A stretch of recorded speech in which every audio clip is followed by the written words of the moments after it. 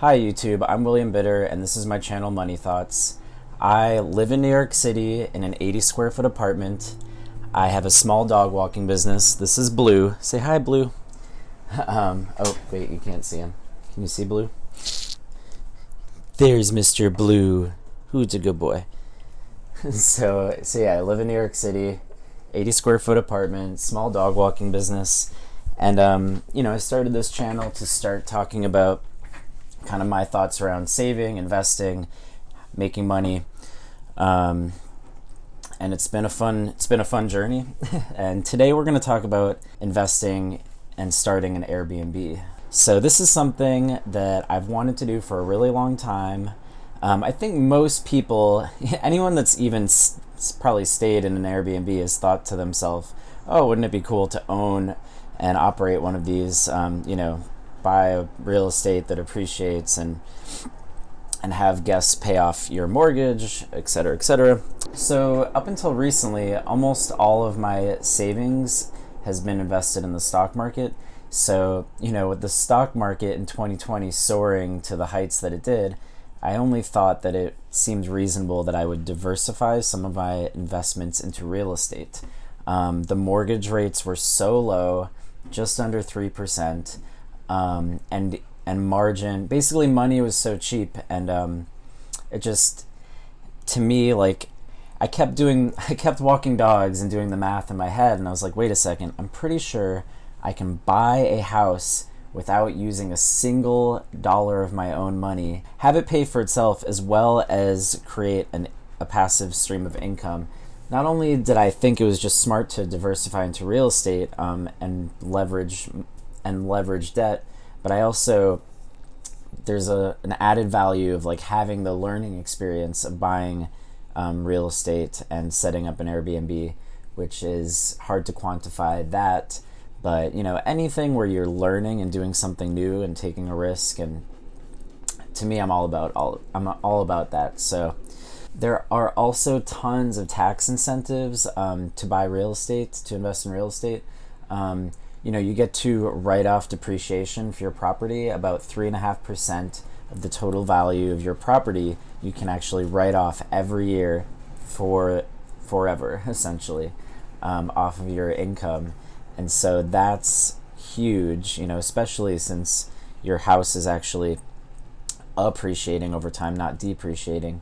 Also, real estate has this really cool rule where if you live in your house for at least 2 years out of the most recent 5 years, you can write off $250,000 of capital gains tax. So basically, if your house costs $500,000 and then it goes up in value to $750,000, and you were to sell your house at a $250,000 gain, as long as you lived in your house at least 2 years out of the most recent 5, you can actually realize that $250,000 gain completely tax-free. And if you're married, it's actually $500,000. So pretty cool stuff. Another benefit of investing in real estate is being able to write off your car rental or flight when you go visit one of your rental properties, which is pretty cool as well. After so many times of doing the same thought loop, I decided, why not take the first step? So when I did my research, trying to figure out where I wanted to invest in real estate, some of the main factors were, population growth rate, like what area are people moving to more rapidly than other areas, because this will help with the appreciation of your home. Obviously, it's all speculative, and you don't know 10, 20, 30 years what the trends are going to be. But so that was a huge factor, as well as so property tax was really important to me. It's sometimes you look at your mortgage payment and it's $1,500, but then property tax is like $1,000, and that just, to me, you just see that eat away at your ROI. So I really wanted to invest somewhere where there was accommodating tenant laws. I researched, and Colorado actually met a lot of these criteria. Super low property tax.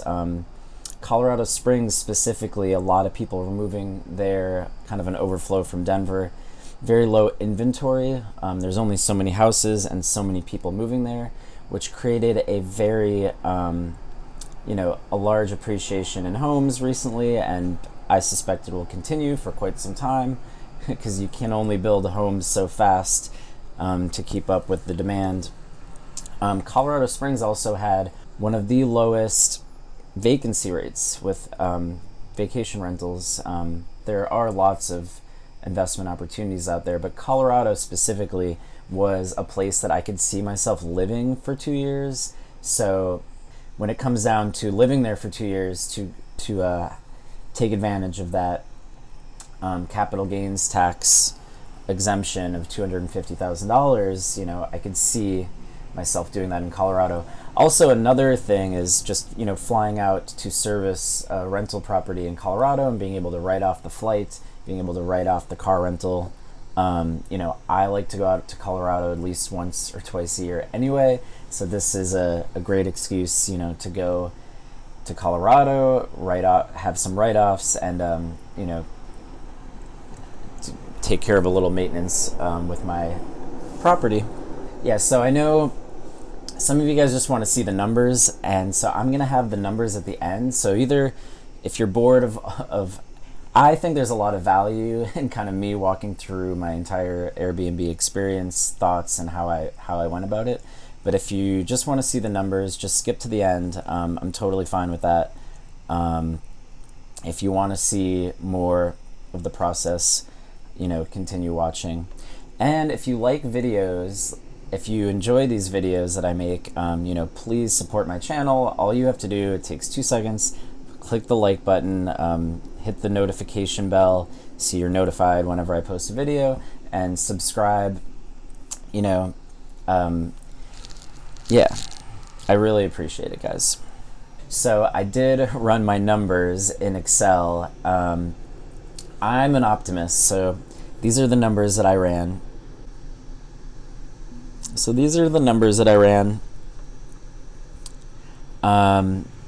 I was looking at homes around the range of $375,000.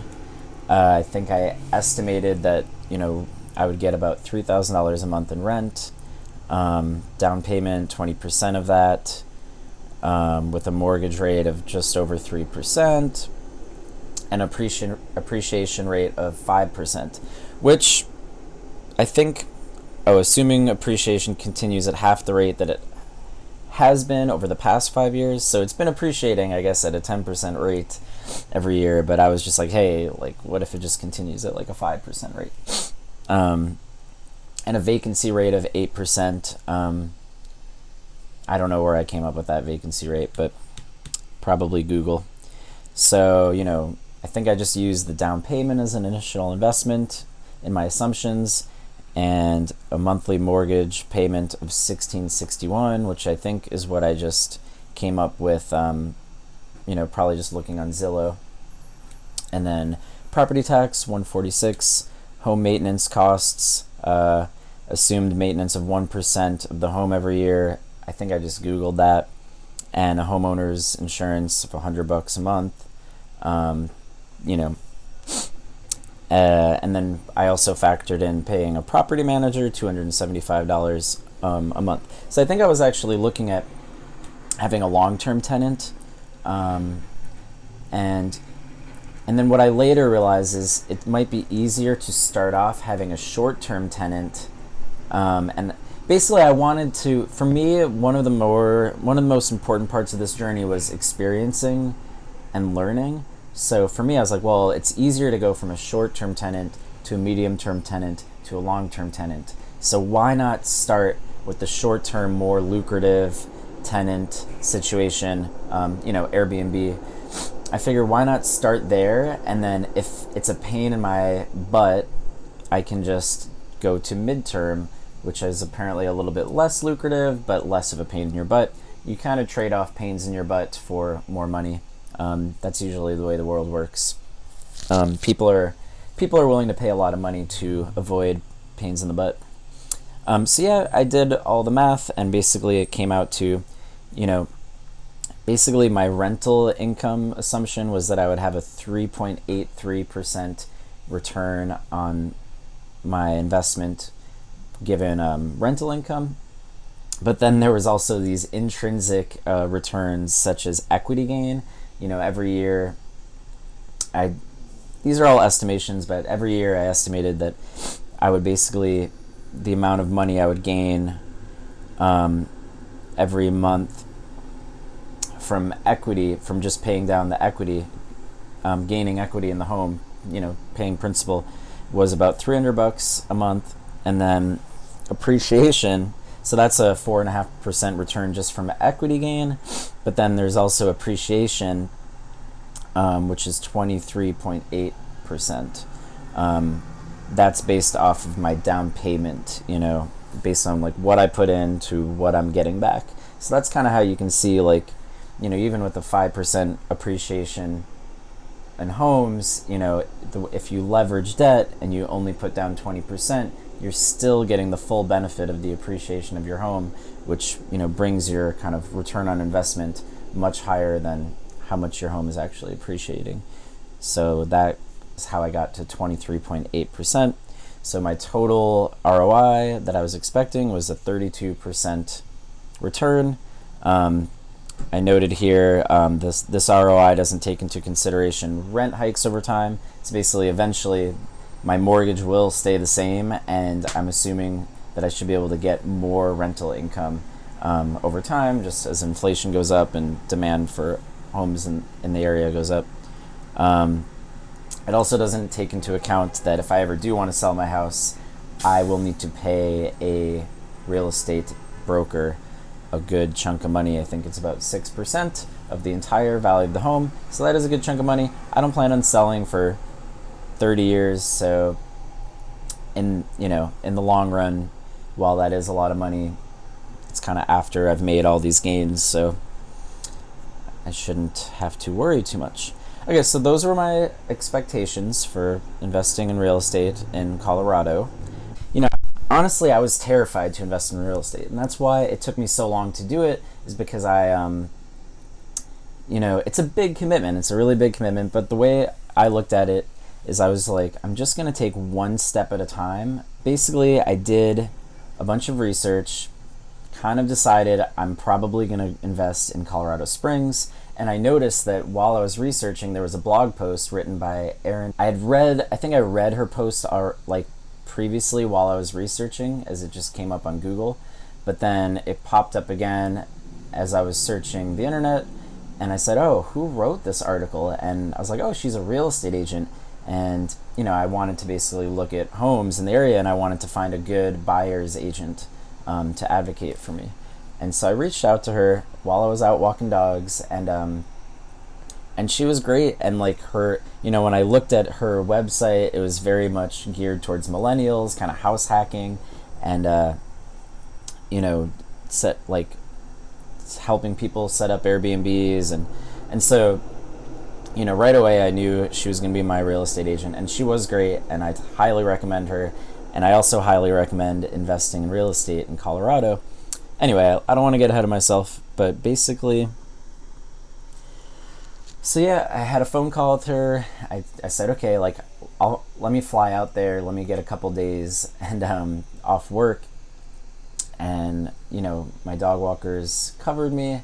I went out there, I looked at some homes, and I actually ended up, I think it was right when I was out there, I ended up putting up an offer above asking price for a duplex, and I didn't end up getting it because I had been outbid.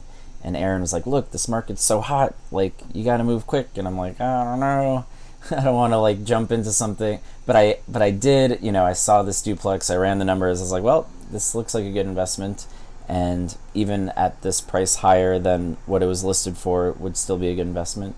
And but it was taken away by other buyers, and then I was just shopping, and I honestly, that whole process gave me, it was like a lot of energy, emotional energy, because I was like, oh my god, am I really doing this?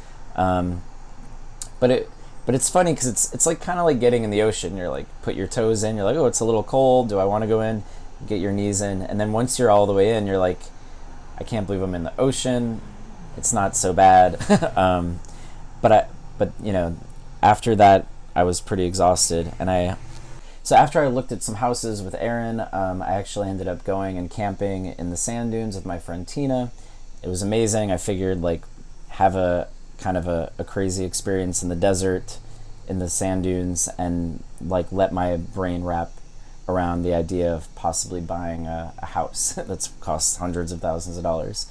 And when I came back, I was like, yeah, like let's do this. And that's when I put that offer in. I was like, I'm ready. And I didn't get it, and then I was exhausted, and I actually flew back to Colorado, and I didn't tell Erin that I was there because I was tired of looking at homes, but I really wanted to climb a mountain before the end of the summer. So I ended up meeting my friend Tina again. We climbed Creston Needle, which was like an amazing experience. And then I began, once I was kind of relaxed, I was walking dogs again back in New York. And that's when I started looking again, and I reached out to Erin, and I said, okay, like, this house, I like it, but, I was just scared to, like, I was like, this is a nice house, and I just said, like, hey, can we put a lowball offer? It's been sitting on the market for, like, 6 days, which in Colorado Springs, 6 days is a long time, because, like, a good deal within 3 days will just get gobbled up, or 1 day sometimes, So I was like, let's put in an offer. Like, I think it was listed for now I can't even remember. Well, whatever. I put in an offer like 10,000 below asking, and then they like met me halfway. I think it was listed for 395 or no 390, and I said, hey, I'll give you 380 for it, and they're like, how about 385? And I was like, okay, let's do it. I was like, better than paying over asking price, and I went through that process, and it was scary, and there was like a lot of back and forth with the inspection, and when they did the inspection, so I knew I had a lot of work to do. So I managed to get my dog walkers to cover me. It's a lot to walk dogs this much. I just had 2 of them, Brian and Cecilia, and they covered me for I think like 14 days straight, which is a lot between 2 people. And I mean, I was working 14 hours a day. I mean, let's see some of these photos. Yeah, I was working 14 hours a day getting this place set up, just cart after cart from Walmart, Target, Lowe's, truckload after truckload. I feel like really what you guys probably want to see is just a before and after of the house, before I set it up and after I set it up. So let's just do that. All right, the same pictures from the listing, from the listing to sell the house up on Facebook Marketplace, just to see if I could get a long-term tenant before I even finished buying the house, just to see what the market was like. I put it out for $3,500 a month, and I actually did get some traction. And these are the pictures. It's basically just the pictures of the house unfurnished as I bought it. This is what the house looked like when I bought it. That's the master bedroom, master bathroom, the basement from both sides, the laundry room, the garage, the backyard. Yeah, from different angles. The living room, dining room. Yeah, so that's basically what the house looked like. And then when I was finished furnishing it, this is basically, so this is a preview of my Airbnb listing. I don't know why it says $130 a night, because I definitely have it listed for like $200 a night, but I just clicked preview in my Airbnb account. I don't know, I really like the metal chairs. Everything here is used and done on an extreme budget, so keep that in mind. You see, there's the living room. That's just the same, living room, furnished. I made a little TV room around there. And from different angles, the kitchen. Yeah. This is the master bedroom. You know, I got all really nice bedding.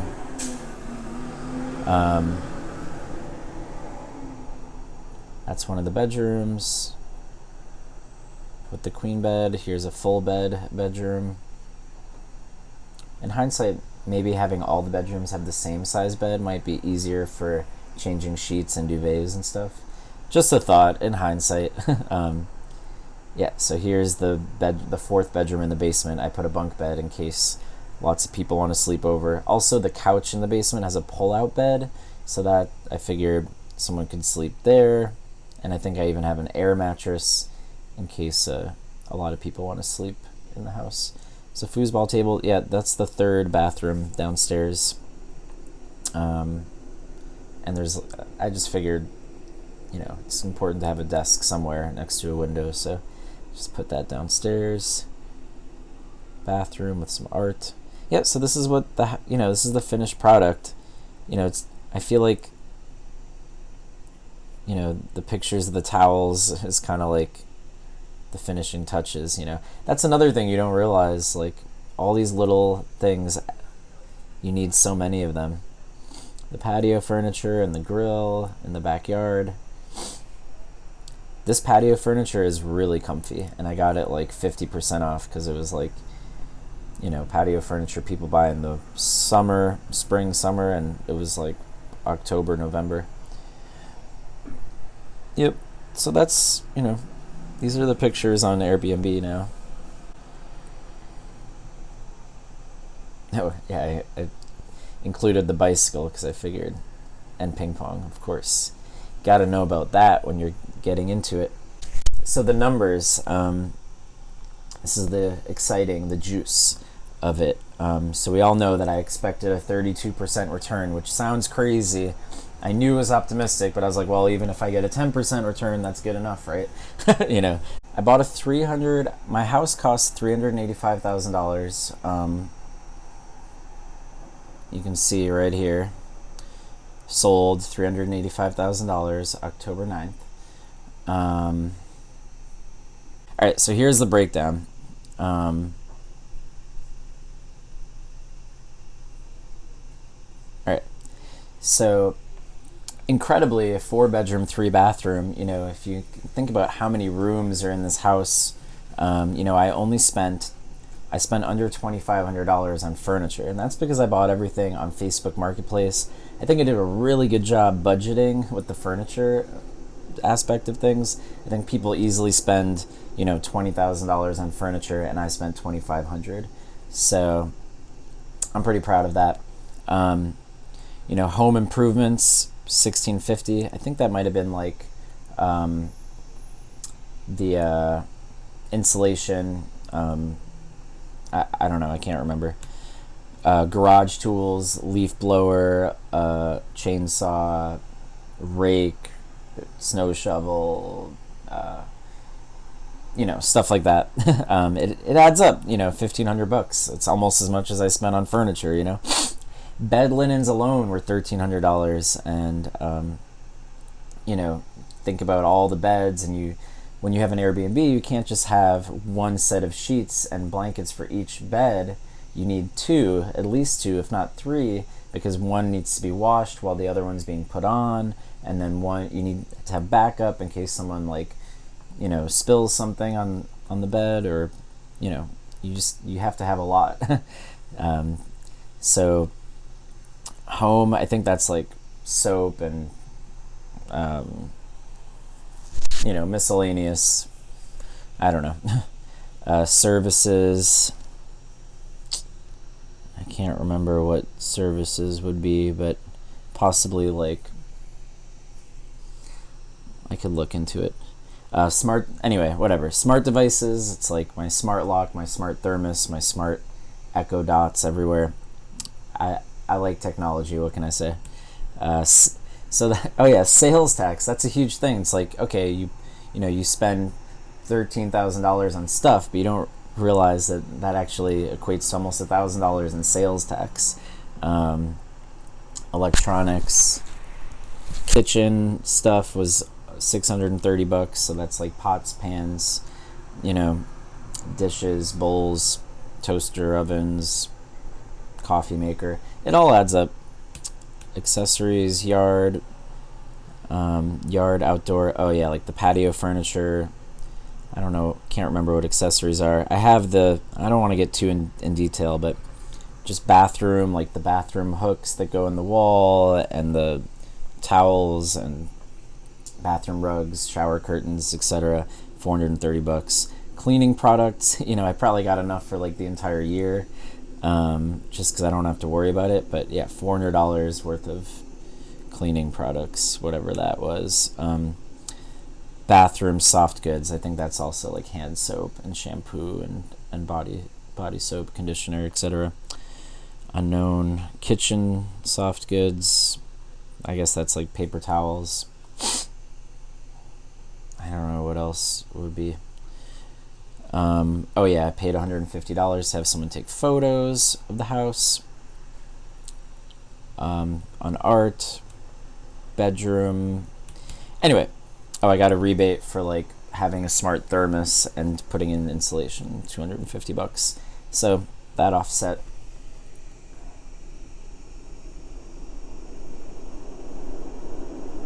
Yeah, so that offset some things as well. Anyway, so you can see how all these things sort of add up to like almost $16,000. And then, all right, back to my Airbnb. So this all brings my total initial cost to $103,790. But my initial equity is like $82K, which is great, right? And then, so my Airbnb profits after paying for cleaning, my monthly profits were $3,151 on average, which is pretty good. Yeah, it's pretty good, right? And then my monthly expenses, so my mortgage is just under $1,500, internet $35, trash recycling $26 a month, utilities $240. It's winter, I don't know. Yeah, $240 a month for utilities. Miscellaneous $245. I think that's like ordering some more blankets and sheets and toilet paper, stuff like that. Just upkeeping the Airbnb supplies. So my total monthly expenses for my Airbnb in the first 4 months.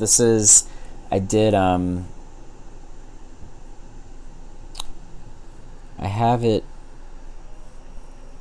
Anyway, yeah, so the total monthly expenses for my Airbnb are about $2,000, and my total revenue is about $3,150. So if we're just looking at my cash on cash returns for my Airbnb, every month I'm making about $1,126 a month, which is an annual return of $13,522 a year, which gives me an annual cash on cash ROI. If these are numbers I recorded for the first 4 months, I think October, November, December, January. November, December, January, February. Yeah, 4 months. And if I extrapolate that out, the annual return is expected to be about 13%. There are going to be unexpected expenses, and we'll see how that changes over time. But a 13% cash on cash return is great, in my opinion. And then if we look at indirect returns, equity gain paid from the principal, paid every month is about $520 a month. Out of my $1,500 mortgage, about $500 a month is going into my equity, me owning my house, which is great. Also, so that's an indirect return.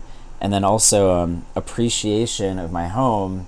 This is probably the biggest one that I was expecting, but it's not guaranteed.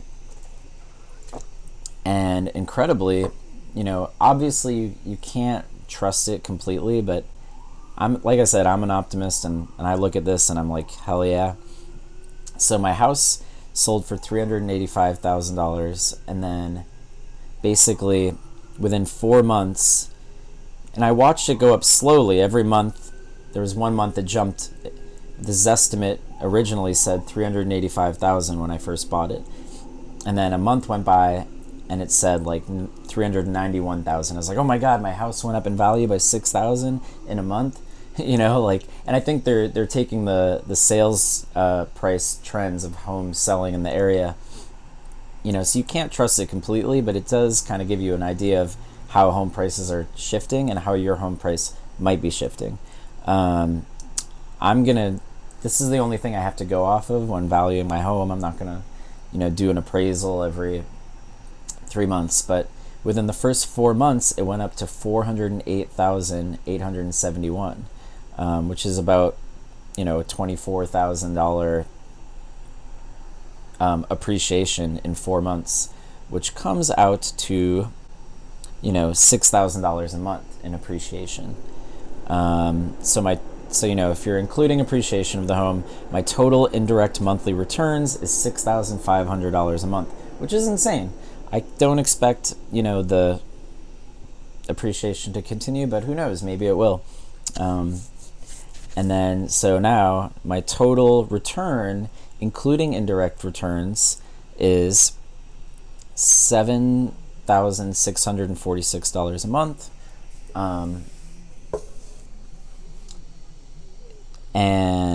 $7,646 a month, which is an annual return of $91,762, which gives me a total annual ROI, expected total annual ROI of 88%, 88.41%, which, I don't know.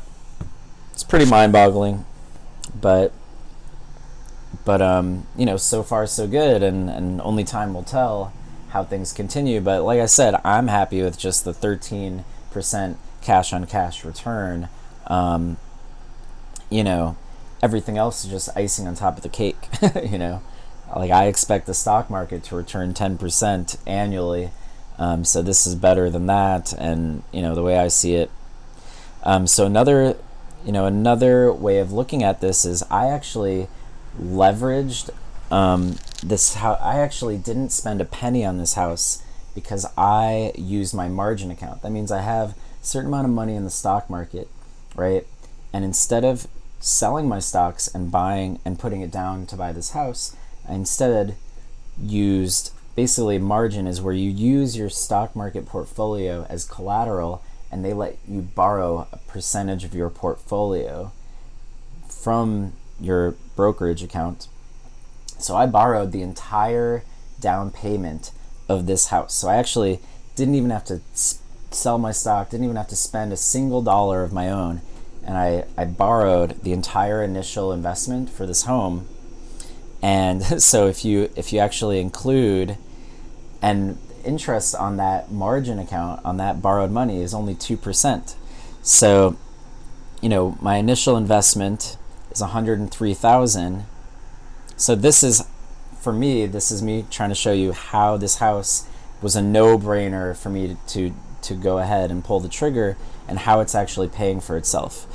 So my initial equity is $82,000. That's the same as before. But my M1 finance debt, which is $301,000. So my total initial equity is actually, I'm negative $21,000 that I put up front. But profits are the same. The only thing that actually changes is in my monthly expenses, I have to now pay interest to my brokerage account, which is $173 a month in interest to my brokerage account. I never really have to pay off that loan from my brokerage account, but you know, especially if the interest rate for it stays low, there's no reason for me to almost ever pay it off. I'd rather pay off my mortgage instead of pay, you know, my mortgage interest rate is 3% and my M1 finance margin rate is 2%. So I'd much rather pay off my mortgage before paying off the M1 finance margin account. Anyway, so this just brings my total monthly expenses up by, you know, $173. So everything else stays the same, you know, but basically this brings my cash on cash return, well, assuming basically cash on cash return is 11% of the initial investment, which was borrowed. Anyway, so basically my indirect, everything is the same. I just have to pay interest on that margin, and my annual returns are still expected to be $89,000 a year, or $7,400 a month, and I didn't have to use a single penny of my own money. So to me, that just gives me goosebumps. I mean, it really shows you that, you know, having money is the easiest way to make money. You know, like, you've got to have money in order to use it as collateral in order to get more money and to invest it and to make more money. And this was a huge opportunity. I was like, you know, the more I thought about it, I was like, I'm pretty sure I can buy a house without spending a single dime and have it pay for itself, and not just pay for itself, but actually bring me a cash on cash return. And here it's doing that, and it's materialized, and I don't know, it just gives you goosebumps when you have an idea and then you go make it happen, and then it turns out the way that you wanted it to. And the truth is, even if it didn't, you know, it's a learning experience, and like, life is short. You know, you have to I was terrified to do this, even though I thought it was an amazing idea. You know, I was still, you know, crapping my pants, and I'm really glad I did. And, you know, time will tell in the long run how it works out, but so far things are great. And I wanted to post this video because, you know, I think there's a lot of people that want to get into Airbnb. They're scared to pull the trigger. And, you know, obviously I'm not, you know, financial advisor, or, you know, I'm just some guy on the internet kind of sharing their thoughts, ideas, and experience. And you got to do your own homework and take your own risks. But I really, you know, if you guys have any questions, definitely leave me comments below. And, you know, enjoy the journey of saving, investing, and you know, learning around money. Anyway, I hope you guys like this video. Like, subscribe, notification bell, etc., etc. Peace out, guys. Money thoughts. Save and invest your money.